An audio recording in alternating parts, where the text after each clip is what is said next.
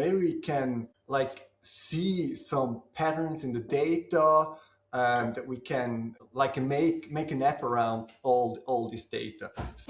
So yeah, we try to do like every sport we support, we try to do it ourselves.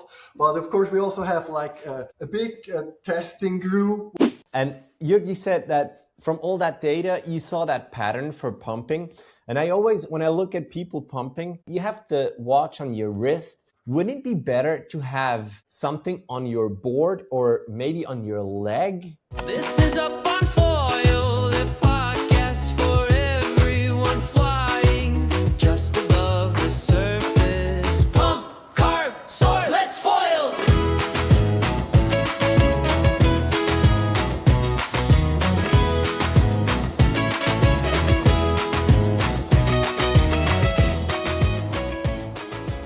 This episode is also supported by SurfEars, but more on that later.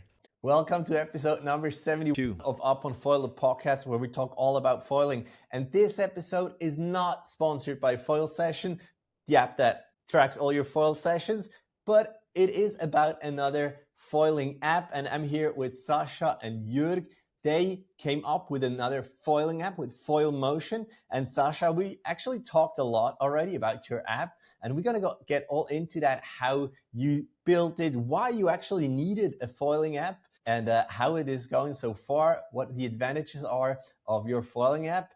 And maybe we can just start, Sascha and Jörg, by you introducing yourselves and maybe tell your foil story, your personal foil story. When and how did you get on foil for the first time? Yeah, sure. So hi, Matt. Thanks for having us on your show. Glad to be on your show, because we watched a lot of podcast episodes up on foil, so really lucky to be on your show the first time. I'm Sascha. I'm an app developer for about 10 years. I worked for different companies making apps for an insurance company, for shopping app, and now I'm working full-time on Foilmotion. Wow. Yeah, Jörg, thanks for having us also from my side. I'm happy to be on the podcast. I've listened to a lot of episodes and enjoyed it a lot. I'm a physicist by background, and I grew up windsurfing around here near Zurich. When I had the chance to windsurf, there's not that much wind around here. Yeah. you know. And then I started traveling, got into surfing very much, lived in Spain as a student for a bit more than half a year. I really went into surfing, did less and less windsurfing. Later, we had the chance to move to California, right next to the ocean, Santa Cruz. It's like the real surf city USA, they say. Very nice. And had some very good cold water waves. Surfed as much as possible with a full-time job and small kids at that time. Never enough, but still had a chance to surf a lot. And then, did some contests as well in surfing. Went with the Swiss team to a few championships. And then after 5 years in California, we moved back here, again in the Zurich area. And I just travel a lot to Spain, where my wife is from, or to Portugal, and surf as much as possible. Now you asked about foiling. I pretty much ignored foiling for a long time, and I got to it quite late. And it was through one of our sons. He went to Italy on vacation, southern France actually, with a friend, and they did a wing foiling course, a beginner's course, and he liked it. And he went back the next year, and he did the next level course, and he's enjoyed it quite a bit. And I saw some videos of him, and finally I said, let's buy some gear. It doesn't need as much wind as windsurfing, so we could do it maybe around here some days in Lake Pfaffikon, where we live. So bought some foils, borrowed some beginner's board, and tried it myself as well.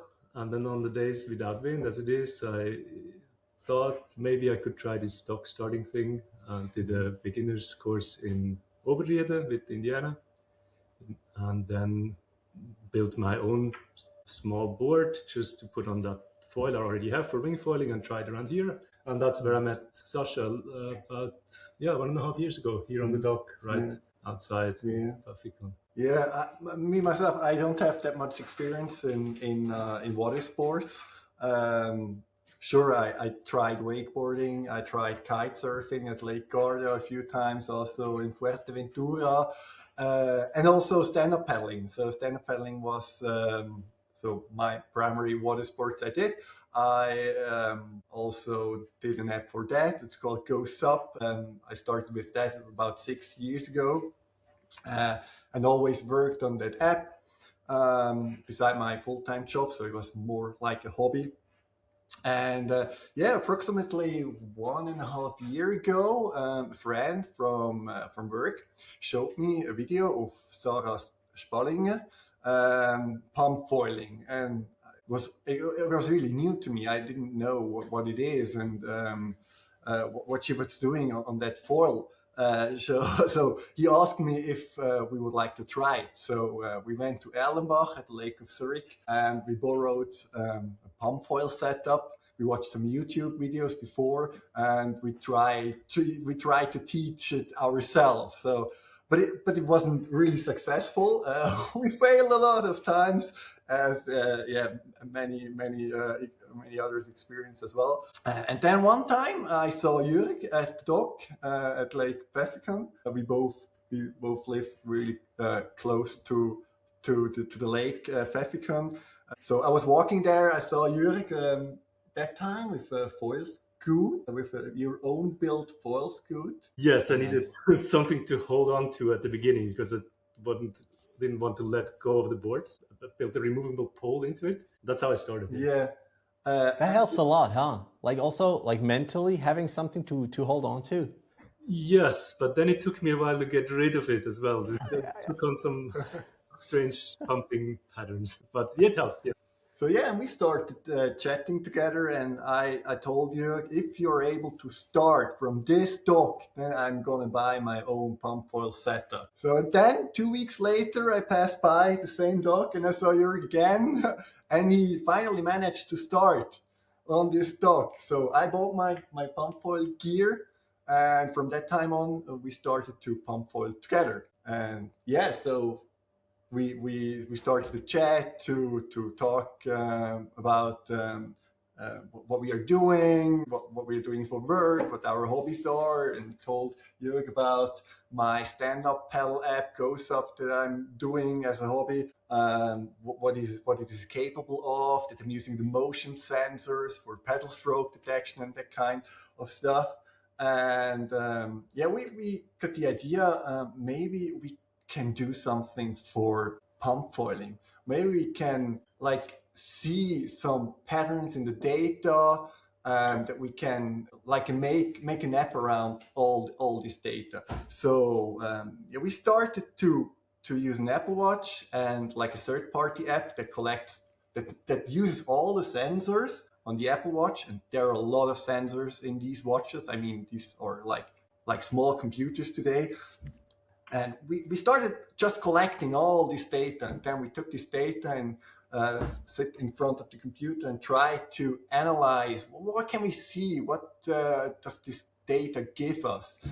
And pretty fast, you found a way to detect these pumps. You saw this pattern in the data, and it was pretty good, recognizable. The motion data is super good on these watches. So you have up to 100 hertz of accelerations and gyroscope data that tells you how your watch is oriented in space at each time. And the pumping is so clear in this data that it was totally obvious when are we pumping and then when are we not. At that time, our runs are just short 20-30 seconds pump runs. Yeah. No gliding, there's no motorboats here, there's no wake thieving. So we knew exactly when are we actually on foil and when not, just from the pump acceleration signature that we could clearly see in the pattern. And then we also combined this with the GPS, which sometimes matched what we see in the pumping, and sometimes it would just create weird artifacts, which is well known in water sports. GPS and water don't go very well together. So often when you fall in, the GPS would just make up something that it goes on for another 10 seconds, 50 meters. Maybe sometimes it looks realistic, like same direction, similar speed. And you would kind of believe it if you wouldn't know that you already stopped at that time. It's like when you're driving a car and you drive into a tunnel where you lose the GPS signal. Yeah.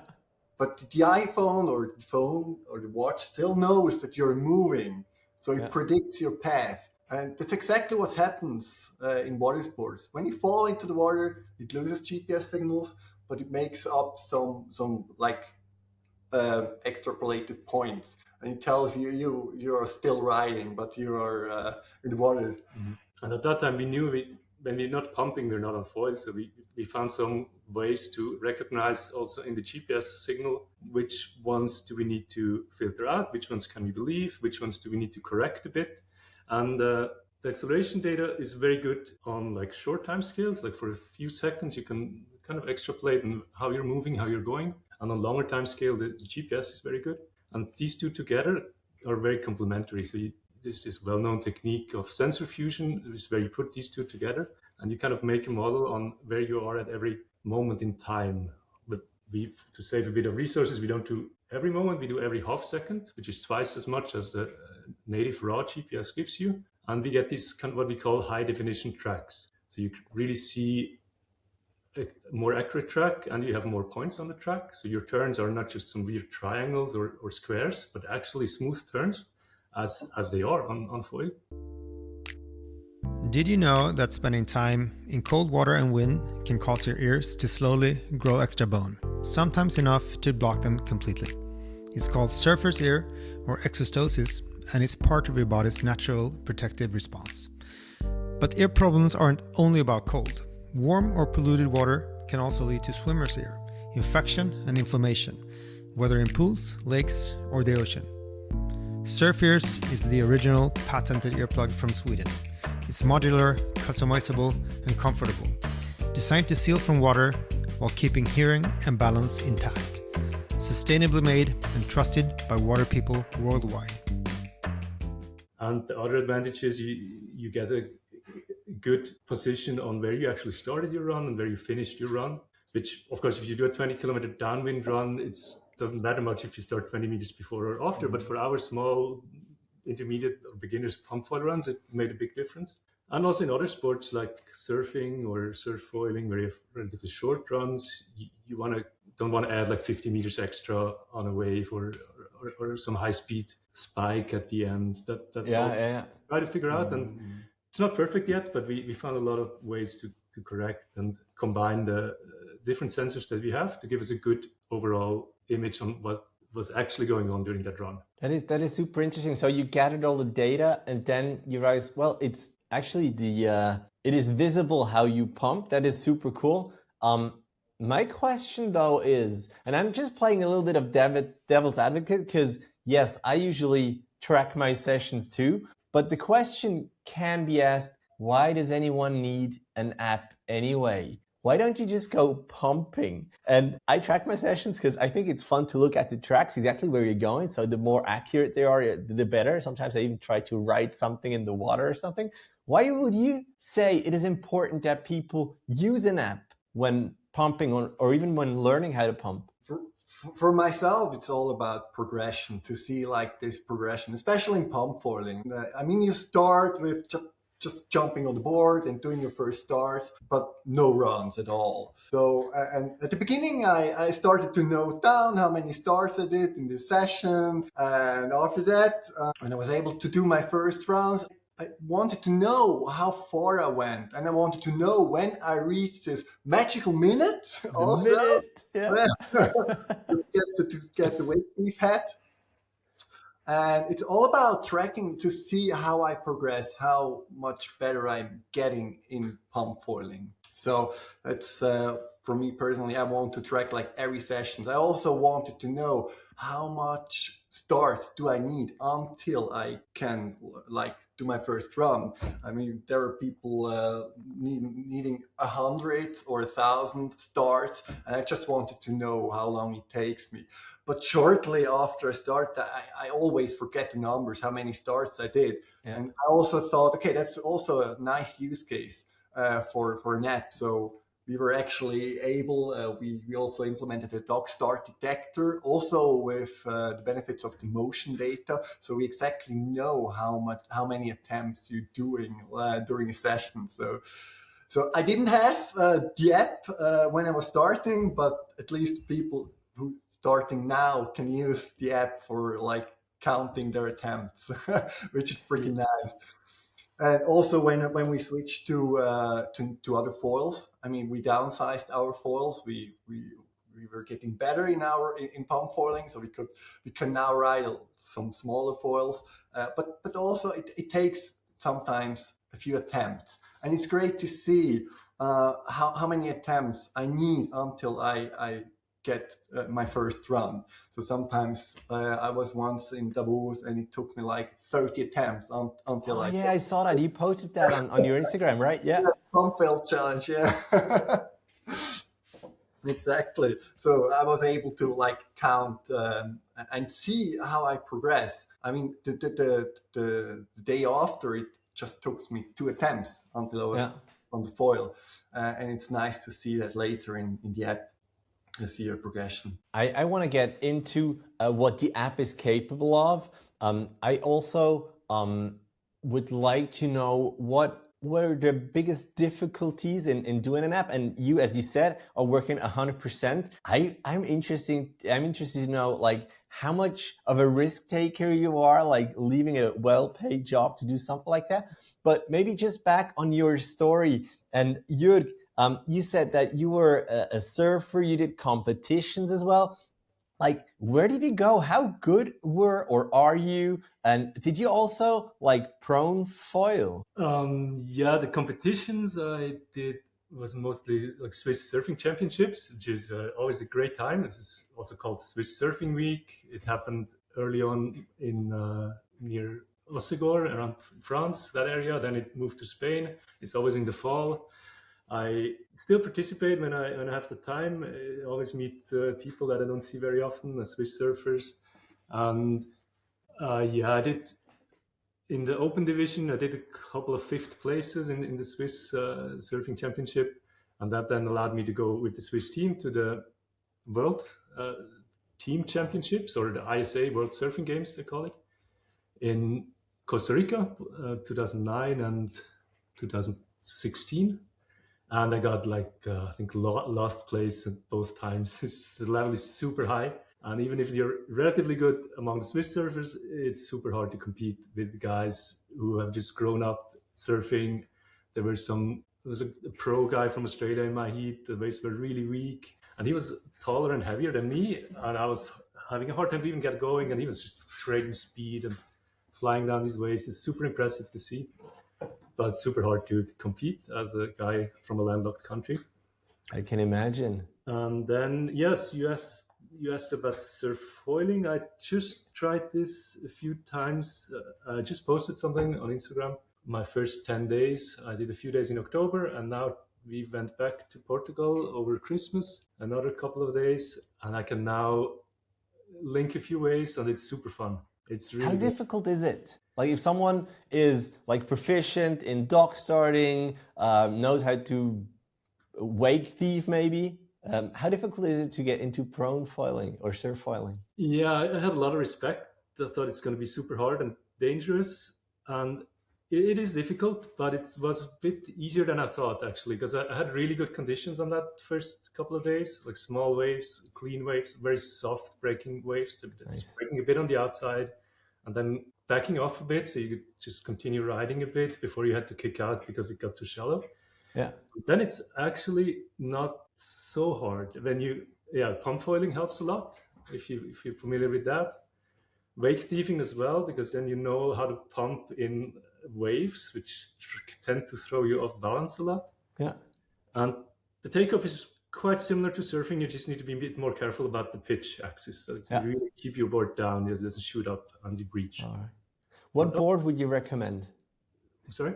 What board would you recommend? Like in terms of size, should I take my like parawing board, like a mid-length board, or should I go for a big pump foil, like 20-liter pump foil board? I followed more or less the recommendations from the Gong website. They say if you're like competent shortboarder, get your first surf foil board with about 10 liters more than your shortboard.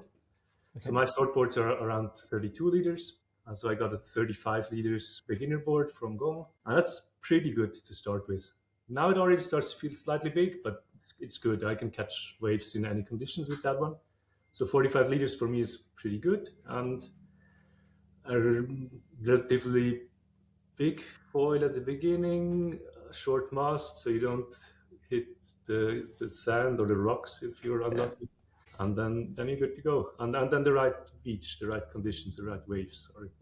When you went there to Portugal, did you have to like change the app so it records surf foiling as well, or was that already implemented? It's implemented. The concept from pump foiling translates very well also to surf foiling. It's this you record runs is like the section that you are on foil, and in between you're kind of swimming or paddling, and that's pretty much the same. Maybe the parameters are slightly adjusted for the different speeds or the different rides that you can do, but more or less it's the same thing. Also for surfing, it works very well for surfing. Also there, the speed parameters are a bit different, so we don't get any false positives. I use it a lot for surfing as well. I never used the surf tracking app before because the ones I tried just were pretty random. They just showed you many more waves than you actually surfed. Some went from the beach out to the sea, and some were like weird zigzag patterns. And some of them were right as well, but you really had to search for them, and then it didn't seem so useful. But with Foilmotion, it looks pretty good, not 100%, but quite close to what I actually surfed compared to videos as well. I also posted a few examples on my Instagram of that. That's also because we combine the accelerations with pure GPS, and in surfing where you're all the time in the water, that makes a big difference and that helps a lot. All right, very nice. So you mentioned your Instagram channel a couple of times. Maybe you can repeat it or tell the audience what your Instagram is. The handle is just JND_surf. Good. So people can follow. All right, that's very cool. Thank you very much. In Switzerland, just the last surfing question. I'm just curious. In Switzerland, have you ever been to in Vallis to that artificial wave, or do you river surf as well, or is that just another discipline? I tried river surfing a few times, but not enough to get any good at it. It's quite different. Also, the artificial rapid wave that we have in Zurich during the season and all year round in Ebikon near Luzern, this urban surf. These are like standing waves. These are a bit different, can be a lot of fun as well, and has some similarity with ocean surfing. But I really did a lot is go to Wallis, to Sion, to Alaya Bay. I surfed there a lot. It's just very, very similar to the ocean and very good for learning and for practicing moves because the wave is always the same. You always get lots of waves in 1 hour, and it's perfect for training. Very nice. Sascha, have you joined Jörg at all to one of these sessions? No, not so far. I'm not sure if I should get into surfing. I tried it once on Gran Canaria, but I decided then it's not what I want because it's always like fighting about the wave. So many people in the water. I struggle a lot.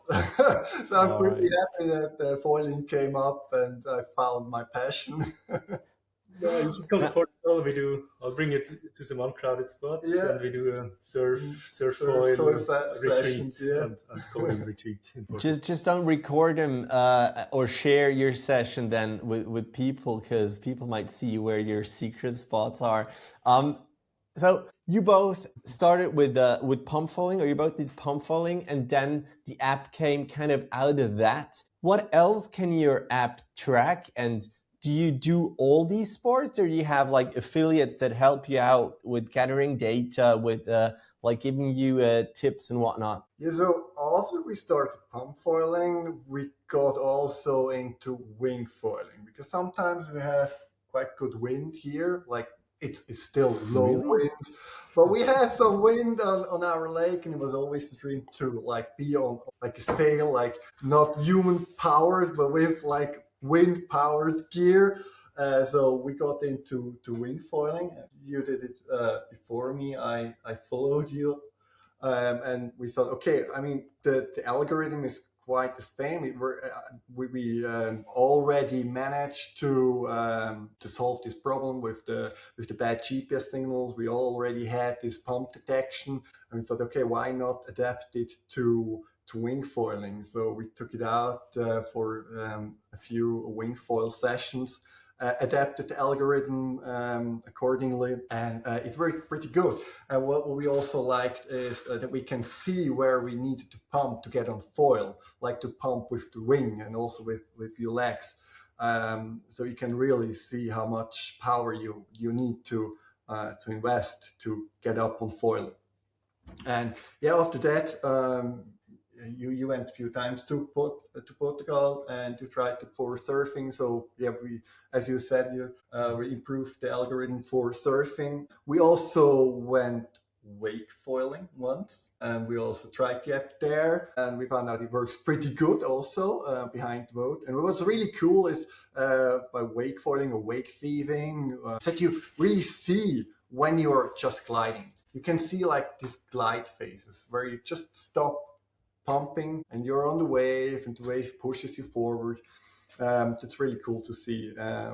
We have also some people at the Lake of Zurich using our app, and they managed to do like 30 seconds glide sessions, just 30 seconds behind the big boats on the Lake of Zurich. It's really impressive to see. Yeah, we also tried pedal ups, because one of our dreams is to go. I saw that. That was impressive, Sascha. One of our dreams is to go like downwinding, and we thought, okay, let's try first with the pedal before we get into this burrowing, stuff. So we also optimized it for flat water pedal ups to train for like downwind sessions later, hopefully maybe this summer. At Lake Neuchâtel or other lakes here in Switzerland. So yeah, that's how the app evolved. So we added more and more sports that like fit into this pattern, like where you want to see when you're on foil or when you're on the wave or when you're just fast enough.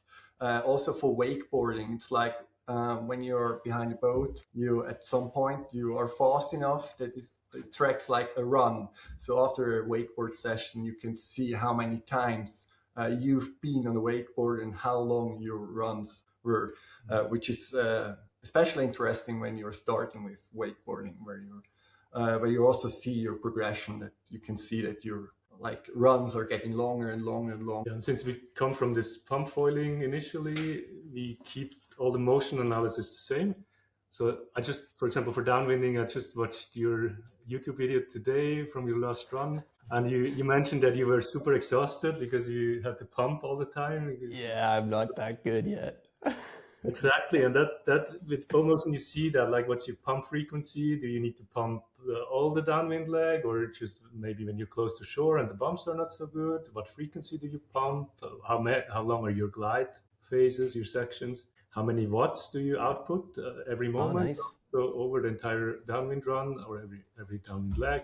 And so that will then tell you, yeah, maybe I did 200 watts on pumping on average on this downwind leg, and I was super exhausted, maybe because you were not in good shape on that day, or maybe it was just not good conditions, or maybe the skills are not there yet. And then you would see if you have similar sessions in the similar equipment, a couple of the same ones, maybe with time you pump less, you glide more, your watt number goes down, and that's interesting, becomes quantifiable, like in cycling, you know how many watts you should be able to push on a good day, and then here you see how much you need to push to stay on foil, and that's something we think is useful for downwind. As Sascha said, we haven't been able to downwind ourselves, but it's certainly on the list of things we want to try. So yeah, we try to do like every sport we support, we try to do it ourselves. But of course, we also have like a big testing group. We have like people from Alpine Foil, like people that are able to do long runs, which we aren't able to do.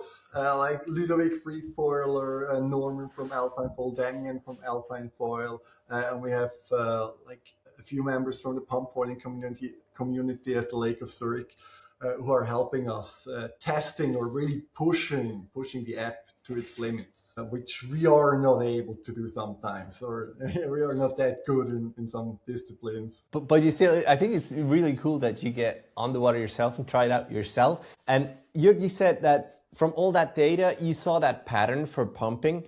And I always, when I look at people pumping, and also when I think about like wing foiling or even paddling, you have the watch on your wrist. Wouldn't it be better to have something on your board or maybe on your leg? Because like the arm movement, doesn't that like interfere with the pumping movement? A very good question. Yeah, that's true.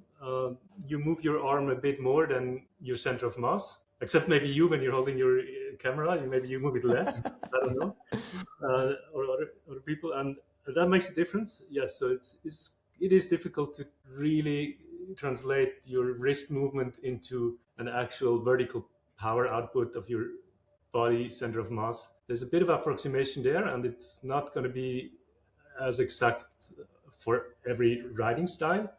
But if you always every session ride about the same style, you can at least compare your numbers to your own numbers.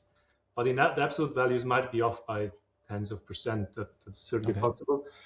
We also support recording on the iPhone since the fall of last year of 2025.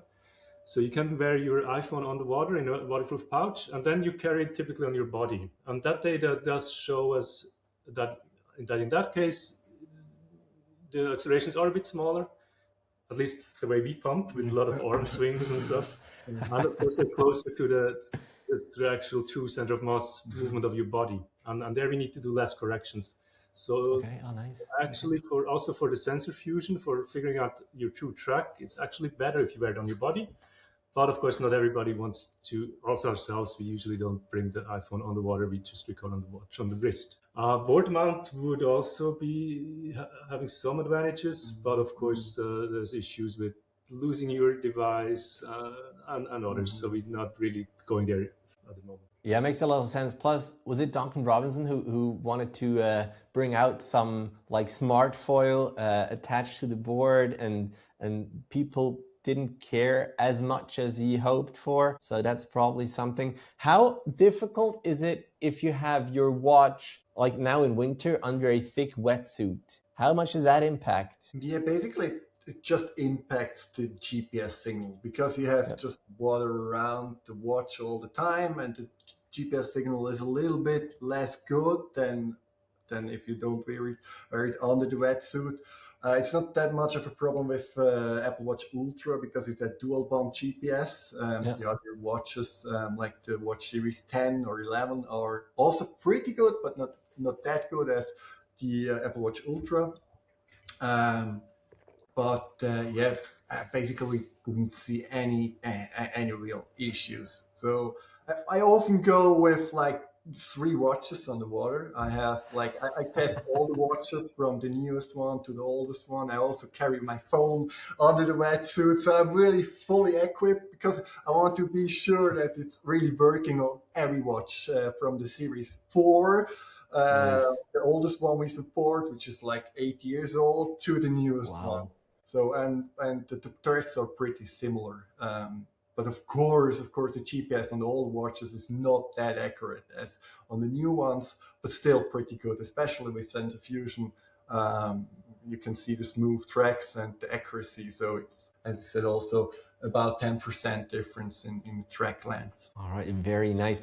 I'm just curious. Sascha, you said you are 100% working for Foilmotion now. Yeah. Are you, Jörg, as well working 100% for Foilmotion? No, I have a part-time job in a different industry, but I enjoy working on Foilmotion very much, and I spend as much time as possible on helping Sascha with this. How is it split up? Like, who does what? How are your jobs in Foilmotion like split up? Yeah, so as you maybe can guess, it's like I'm the app developer. I really know everything about the iPhone and Apple Watch development, especially because I did it already for GoSup. I did also watch app, so I know all the limitations of the watch development. It's really my part of the job to bring everything into the app. And you are really an expert in like analysis, like seeing the patterns, making an algorithm out of the data, detect the pumps. So honestly, I wouldn't be able to do that on the level that Jörg is doing that. So it's really it really matches perfectly doing that together. Thanks. Likewise, I wouldn't be able to do what Sascha is doing on the app side. So yeah, it's very good complementary work share that we have. Very nice, but there's still a lot of like admin, a lot of probably like how to put it or how to sell it, basically some marketing. Who's doing all that? That's a good question. We're both a bit more on the technical and analytics side of things, and now the big task is to get it out to the community, to use people to try it, and we both try as within our means to be visible on social media, shoot out to the people, contact people like Ludovic, asking them to help us out, testing the app, and all that kind of stuff. So we split it also up. It's also, we also chat a lot together about how we want to progress, what feature we want to implement, how we want to do marketing. It's difficult. Like, is it worthwhile paying for Instagram ads, or is it maybe better to have a lot of ambassadors? Or we're still figuring it out, and we'd be happy to learn about this from anybody, including you, about what's the most effective way to become better known, and That is a good question. Honestly, I'm also in the learning phase. I'm doing that now for 1.5 years, and I'm still learning as well. The more people know about it, it surely is better, and then they're going to talk about it. Because from what I see, I don't know if there's a correlation between like videographers and foilers, because it feels like everyone who foils wants to share how cool it is. So it's probably the same with the apps, but I don't know if there's really a correlation about it. I'm curious as well, like how or what was the most difficult part in doing this app? Was it the first part, like figuring out that there actually is a motion that you can read out as pumping, or was it getting it to people? What was the most difficult thing? I would say the most difficult thing at the beginning was really to bring everything onto the watch, because we are doing everything in real time on the watch, like the pump detection, the sensor fusion, everything working on that watch. And that's what I said. It's a little computer that we have on our wrist. And it's so capable, and we have so much data, and it's really hard to get all that kind of stuff working without that much battery consumption, without getting kicked off by the system, like turned off. It could also happen that the Apple Watch turns or shut down the app if you use too much resources. And bringing that everything onto this little device, that was the most challenging part. Yes, so that's also in the early versions we had some issues with long runs that were interrupted or crashes, and it might be with an older watch with a small weak battery, it might not be very good or for recording a very long session, because we do more things on the watch than your typical GPS tracker does, because we do all the motion analysis and stuff. We have options to turn that off. If you really want to save on battery power, you can turn both of these things up. You can go back to the low res 1 point per second track and get rid of the motion analysis. But the goal is really to have this working on all watches, and we have now found some compromise that it still does a lot, but it's at a level that Sascha found that it doesn't overwhelm the system, even on the older watches that we support. Very cool. What are you most proud of regarding the app? Like maybe a function, maybe some goal that you achieved? It's really like the pump detection and the pump versus the glide detection, where you see when you're gliding. I also posted a video when I was doing pedal ups, where I was doing like 5 times, just a really, really short glide phase, like just 1 second. But you can see it on the app, and I was really like blown away that I was taking my app out, was looking at the track, like the pumping, the graph, and I was comparing it with the video, and I really could see every glide phase. And that was, wow, it's really, we achieved it to be so precise that we can detect every glide phase. And that's the thing I'm most proud of. For me, that's super cool. For me, it's also the high definition accurate tracks that we have really 2 points per second, and it looks super smooth and round, and just the way it feels on the foil. Like you do round turns in surf foiling or surfing as well, and you don't do triangles or squares or weird zigzags, and so it kind of represents what happens on the water much better. And I'm also super happy with how the wave detection works compared to other apps I've tried before. Very nice.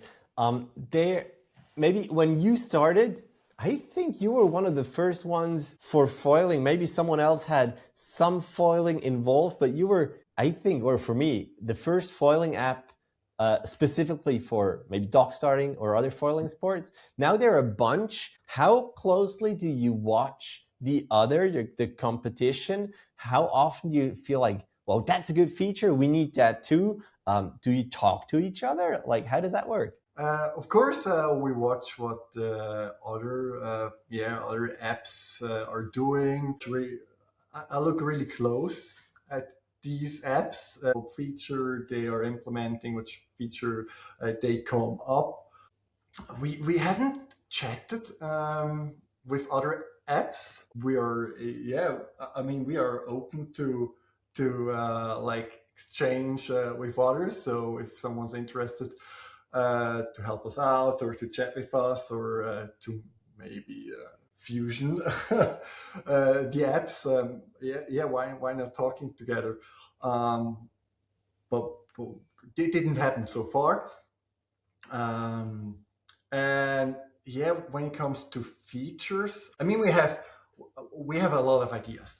Like we have a backlog that is full of ideas, and our users have even more ideas, which is great. Exactly. And of course, there's a limited time. And also, we don't want to put everything in the app because it will become unusable. So we need to be selective and small. Exactly. That's primarily what holds us back to implement everything. It's just a matter of time.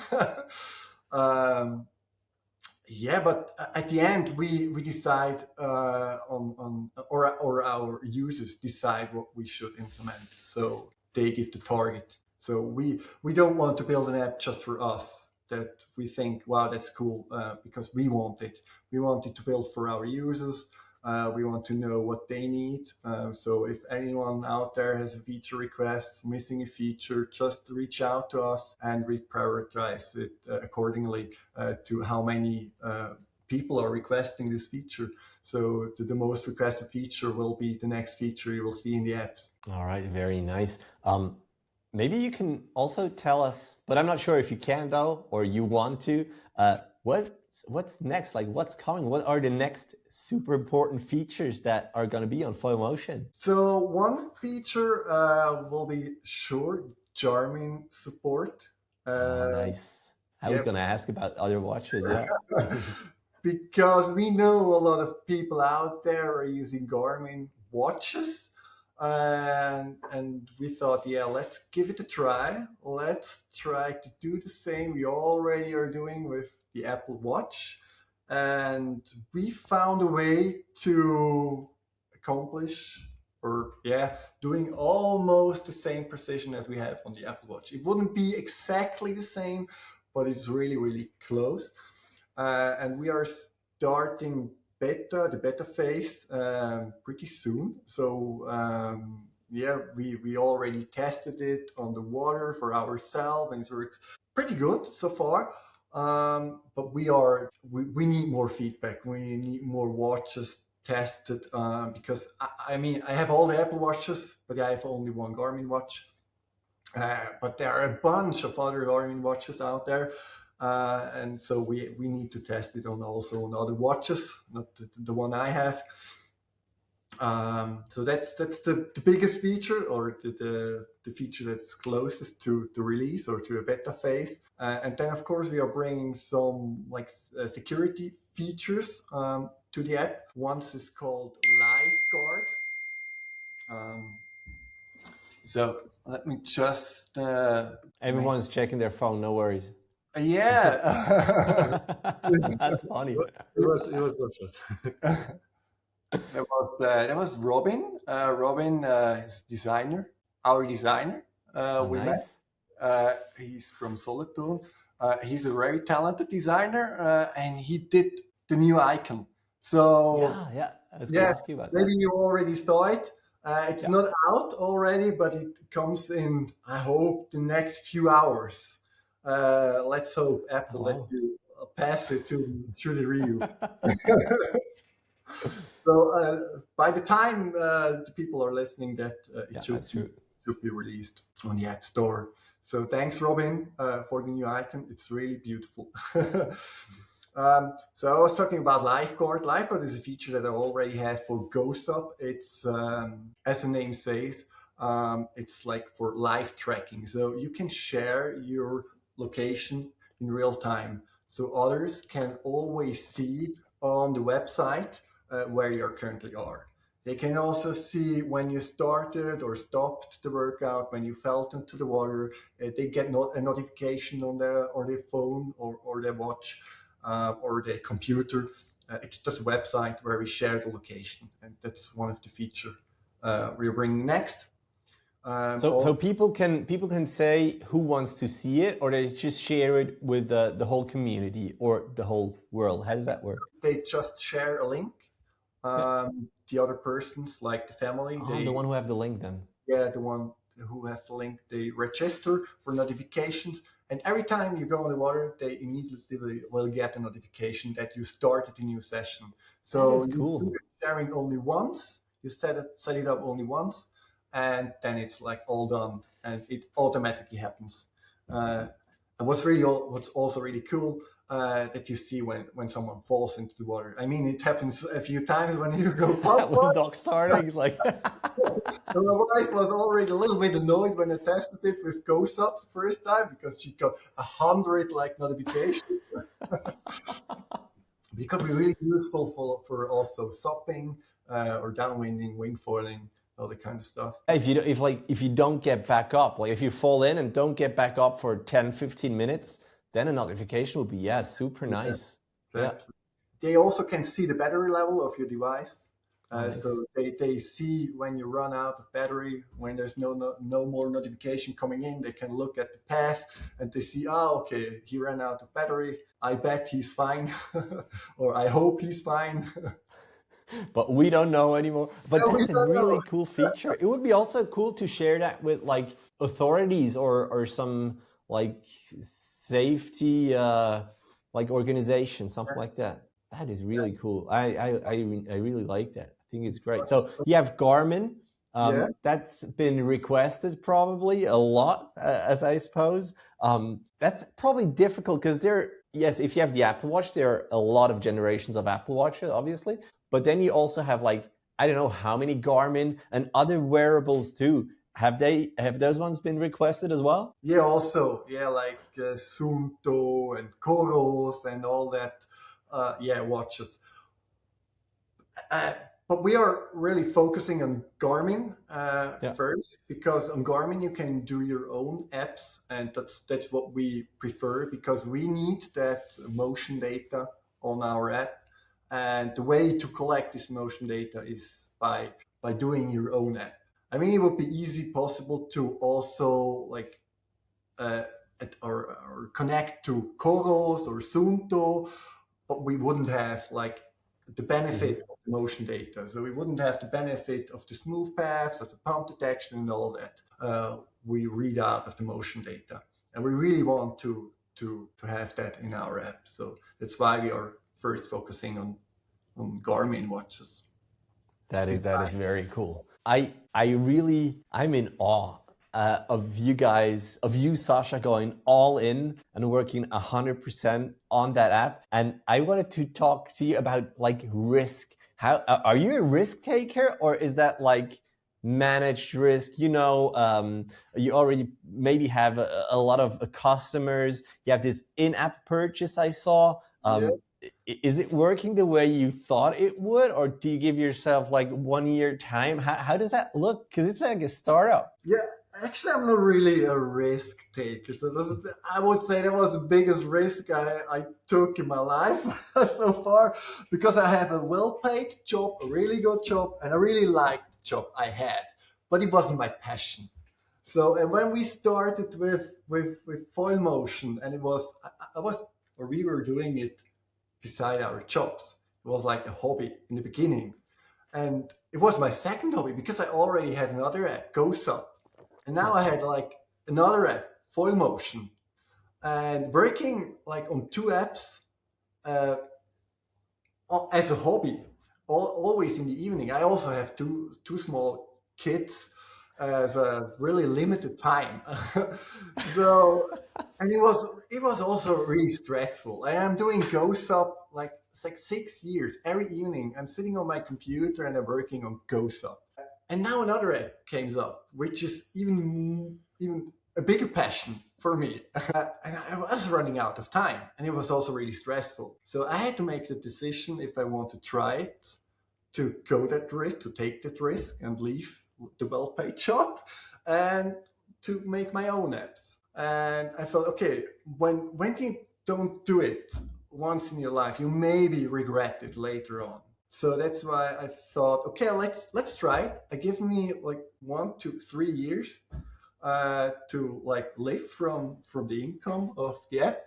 I have a little bit of savings.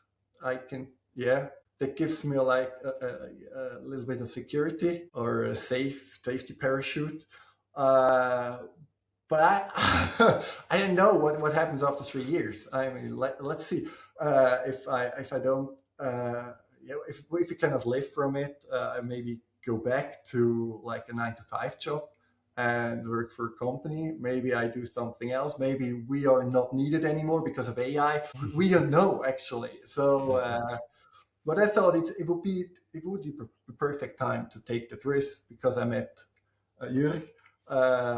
We had the perfect match together, and I just wanted to make my own apps because it's really my passion to work on my apps. And I still work in the evening. I still work all day long, and I always thought, okay, when I do it full time, I stop working in the evening. But no, I don't. Because I really like it. I like it. That's super cool. Yeah. But still, it's impressive. You don't have to like tell us numbers if you don't want to. But is it going the way that you thought it would? Is it going slower, or you just say, "Well, I'm gonna look after a year," or how is it? Yeah, first I said I will look how it goes after 1 year, and in April it will be 1 year. I'm fully working on Foilmotion. I mean, we started last November. So also the first release in the App Store was last spring. It was about April. Exactly. May. Yeah. So it's going to be 1 year in the spring. Yeah. Mm-hmm. So let's see where we end up on April this year. But I knew that it would be really hard to make your own app. I knew it from other app developers. I knew it from GoSub. Also with GoSub, I started with the app, and I was promoted by Apple. I was on the keynote. I was invited to a PR event in Australia. But it wasn't like I couldn't live from that. That's crazy, yeah. Even that it got so much attention, and I almost gave up GoSub. I started working on another app, but then I didn't do anything. But I thought people were downloading it, and the numbers were going up. So it just takes time, I guess. Just takes time to get ranked on the App Store, that people can find you. So we just have to be patient and see how it goes, and just giving our best, and then see where it ends. So yeah. How did you, Sorry. How did you, Jörg, react when he said that he wanted to get all in? Oh, I found it great. I mean, go for it. It's cool. It's Wow.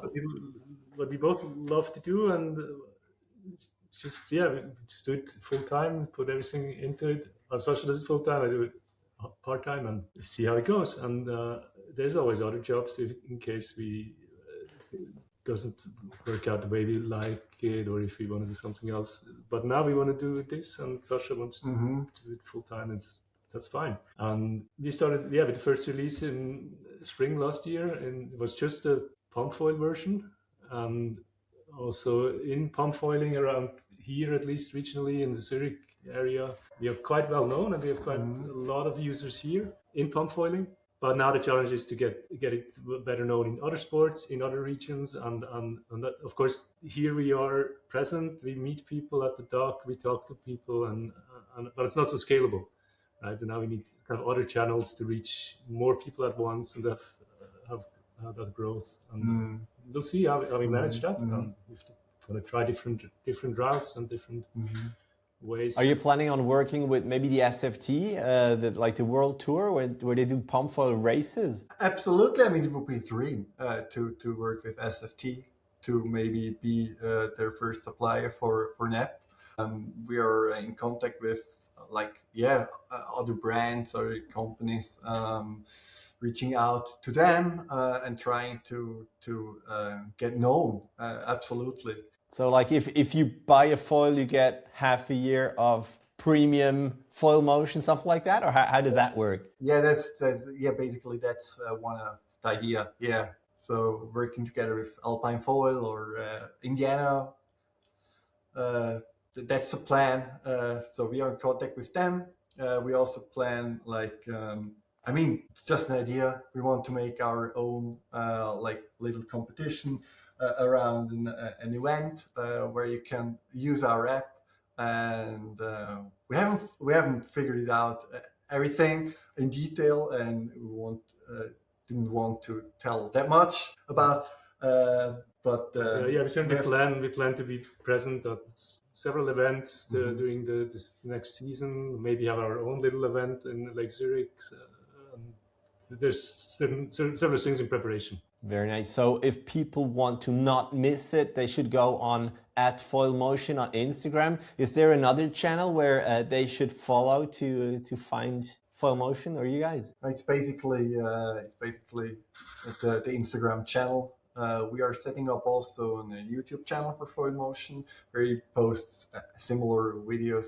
We also have on Instagram, but in another format. The widescreen one for the TV or the tablet. So these are the basic channels. And our website, of course, where you can see like an overview of the app, what it is capable of, some screenshots. Very nice. Because I look at you guys and I'm really impressed, and I envy you a little bit because I'm in that foiling world myself for maybe 1.5 years now, and I still don't know where it's going, but you have this path cut out and the way you want to go, and that is really impressive, and kudos to you to really go all in for that. Just something I don't want to miss, because as you know, that show this show here is supported by another foiling app, and Jens just wanted to say hi. So greetings from him. Is there, guys, anything that I forgot to ask or that you want to mention before we wrap it up here? Did we want to say the next release maybe is coming out? You mentioned it already. Well, the next release will contain a few more things specifically for wind sports, including downwinding.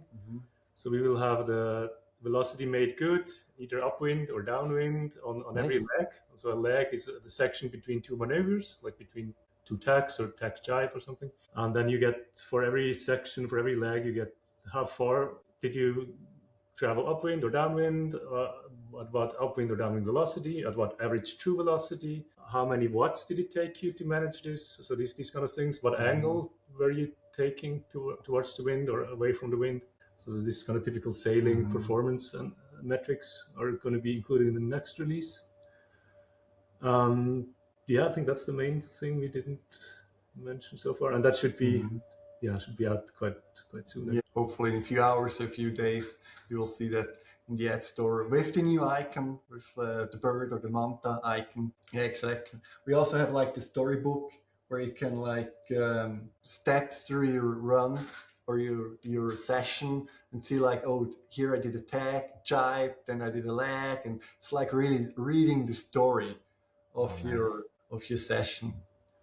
And we are really proud of also like this downwind upwind statistics, because at the same time another really well-known big app brought like same or similar feature or similar statistics, and they charge you a lot, and in our app it's like the same amount, you just get it for free, like.